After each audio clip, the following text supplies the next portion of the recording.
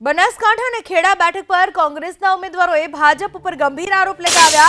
અમીરગઢમાં ક્ષત્રિય સંમેલનમાં બનાસ ડેરી પર પ્રહાર કરતા ગેનીબેને ભગતસિંહ વાળી કરવાની ચીમકી આપી। એમણે આરોપ લગાવ્યો કે ડેરીના લોકો સુપરવાઇઝર આવશે પહેલા ગાંધીની રીતે સમજાવજો, ગાંધીજીની રીતથી ના સમજે તો ભગતસિંહ અને મહારાણા પ્રતાપ વાળી કરજો। સાથે જ ભાજપ પાસે હવે ખોટું કર્યા સિવાય કોઈ રસ્તો ના હોવાનો આરોપ લગાવતા કહ્યું કે મતદાનના દિવસે મોક પોલિંગમાં 50-50 મત નાખી દેશે। દરેક બૂથમાં ભાજપવાળા 50-50 મત નાખી 1 લાખની લીડ લેશે, પરંતુ કોંગ્રેસના એજન્ટો આવું ન થાય તેનું ખાસ ધ્યાન રાખે। ખેડાના જરાવત ગામમાં સભા સંબોધતા કાળુસિંહ ડાભીએ મતદાનના દિવસે ભાજપના કાર્યકરો બૂથ ઉપર ગડબડી ઊભી કરી શકે તેવી આશંકા વ્યક્ત કરી।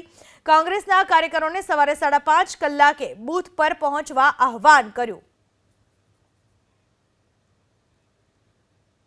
बैंक ने डेरिया वाला गामनी अंदर सुपरवाइजरो का बधा आवे ने तो थोड़ी अपनी परंपरा अने आपड़ा पेला प्रमाणे पेला लागणी थी पेलो गांधीजी वालू આપણે બધા ગાંધીજીને માનવા વાળા એટલે પેલું ગાંધીજી વાળું અને પછી ના માને તો ભગતસિંહ કે મહારાણા પ્રતાપ એવું ક્યાં કરવું હોય ને તો આડકતી રીતે આપણે કોઈને કઈ કરવું નથી, કોઈ હિંસા નથી કરવી, પણ આપણી આંખ ઉપર એને ખબર પડી જવી જોઈએ કે આ ગામની અંદર હવે મારે પગ મૂકવાની જગ્યા નથી। હવે આમની પાસે ખોટું કરવા સિવાય બીજું આ ચૂંટણી જીતવા માટે એમનો કોઈ પણ સ્કોપ વધ્યો નથી।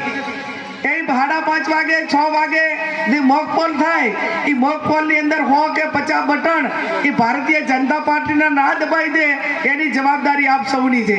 અને જો એક બૂથ ઉપર એ 50-50 વોટ ખોટા કરવામાં સફળ થયા તો બનાસકાંઠાના 20 લગભગ 2000 બૂથ છે એટલે 50 પ્રમાણે ખોટું કરે ને તો 1 લાખ વોટ જે આપણા છે એ સામે થાય તો 1 લાખની ગેપ પડે।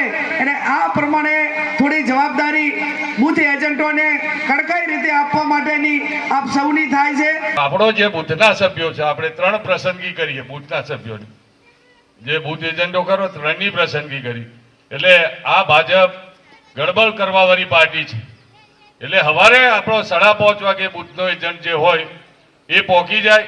જો હવારે કોઈ ગડબડ કરશે તો આપણે 2037 બૂથ છે વિધાનસભા, તમને ખબર છે ને બહુ લોબી લોકસભા 200 કિલોમીટરનો લોબો એરિયા, 7 વિધાનસભાઓ, 14 તાલુકા, 750 જેટલો ગામ, 2037 બૂથ, એટલે જો 50 વોટનું ગડબડ થઈ જાય હવારે આપણે 1 લાખ વોટે પાછા પડી જાય। એટલે એ ધ્યાન રાખવા માટે ફક્ત આપણે મળીએ, અહીંયા બધા મળ્યા, તમે બધા કોંગ્રેસમાં વોટ આલો, કાળુસિંહને વોટ આલો, પણ આપણે બૂથમાં જો હવારે ધ્યાન નહીં રાખે, નાળા પહોંચે ના પહોંચીએ અને હવારે કઈ થોડી ઘડી ગડબડ ના કરે એટલા માટે સાવચેતી રાખીને જે આપણા યુવાનો હોય એ સૌથી વહેલા સવારે 5:30 બૂથ ઉપર પહોંચી જાય। એબીપી અસ્મિતાની સ્પષ્ટતા।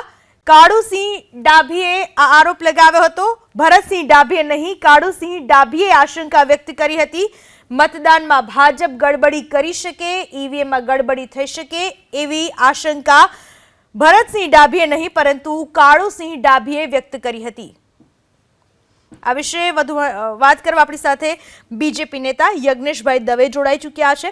યજ્ઞેશભાઈ, આ તો અત્યારથી જ આવી આશંકા વ્યક્ત કરી દીધી છે મતદાન પહેલા કે ઈવીએમમાં ગડબડી થઈ શકે, તમારું શું કહેવું છે આ બાબતને લઈને?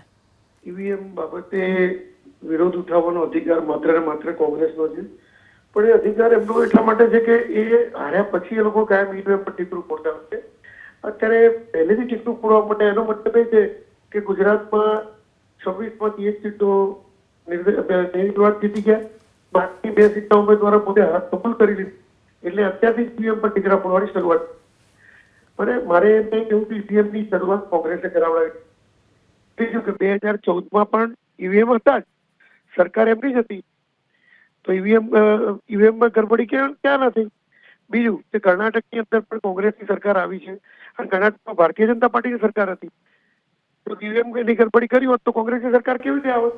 ઉત્તર ભારતમાં પણ 2-3 રાજ્યોમાં સરકાર આવી છે, તો એ ત્યાં પણ ઈવીએમની ક્યાં ગડબડીઓ થઈ ગઈ? એટલે જયારે પોતાનો સ્વાર્થ હોય, પોતે જીતે ત્યારે ઈવીએમની વાત નહીં કરવાની અને હારે એટલે ઈવીએમની વાત કરવાની આ કોંગ્રેસ માટે નક્કી થયું છે। પણ અત્યારથી ઈવીએમ જો વાત કરતા હોય તો એમને હાથ ભૂલ કરી દીધી છે, સ્પષ્ટ થઈ આવે છે। પણ યજ્ઞેશભાઈ આ તો કેવો ડર એ લોકો એવું કીધું કાર્યકરોને કે તમે 5:30 વાગે પહેલા પહોંચી જ જજો અને ગેનીબેને તો ગણતરી ગણી દીધી કે માની લો કે જિલ્લામાં 2000 જેટલા એ ગેનીબેન પોતે કેટલા પોતે હારવાની ગણતરી બતાવી દીધી બીજું શું કેવું આપણે બરોબર પણ 5:30 વાગ્યામાં ઉઠીને જવું પડે એ એમને જવું પડશે ને આપણે કેમ જવું આભાર યજ્ઞેશભાઈ આપનો અમારી સાથે વાત કરવા બદલ તો જે આરોપ પ્રત્યારોપ અત્યારથી શરૂ થઈ ચૂક્યા છે કોંગ્રેસના નેતાઓએ ઈવીએમ પર આશંકા ઉઠાવી છે જ્યારે બીજેપીનું કહેવું છે કે હાર ભાડી ગયા છે એટલા માટે તેને આવા આરોપ લગાવે છે